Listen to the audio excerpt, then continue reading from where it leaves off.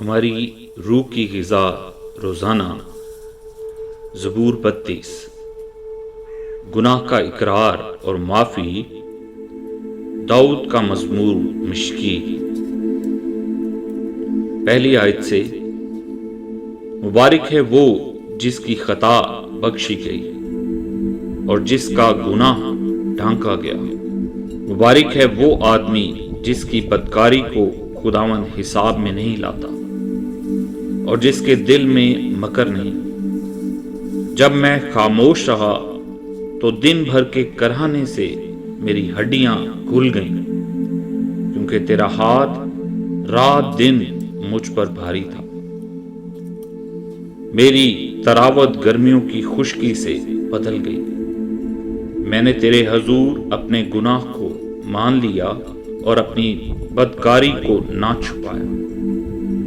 میں نے کہا میں خداوند کے حضور اپنی خطاؤں کا اقرار کروں گا، اور تو نے میرے گناہ کی بدی کو معاف کیا۔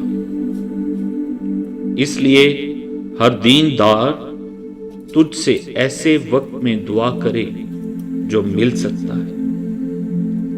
یقیناً جب سیلاب آئے تو اس تک نہیں پہنچے گا۔ تو میرے چھپنے کی جگہ ہے، تو مجھے دکھ سے بچائے رکھے گا۔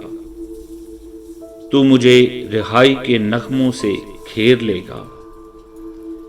میں تجھے تعلیم دوں گا اور جس راہ پر تجھے چلنا ہوگا تجھے بتاؤں گا۔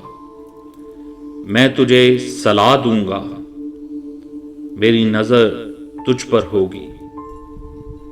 تم گھوڑے یا خچر کی مانند نہ بنو جن میں سمجھ نہیں، جن کو قابو میں رکھنے کا ساز دہانا اور لگام ہے، ورنہ وہ تیرے پاس آنے کے بھی نہیں۔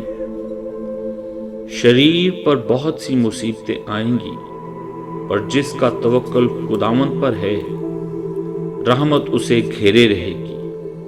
اے صادقو، خداوند میں خوش و خرم رہو، اور اے راست دلو خوشی سے للکارو۔ خداوند کے پاک کلام کے پڑھے اور سنے جانے پر اس کی کثرت کی برکت ہو۔ آمین۔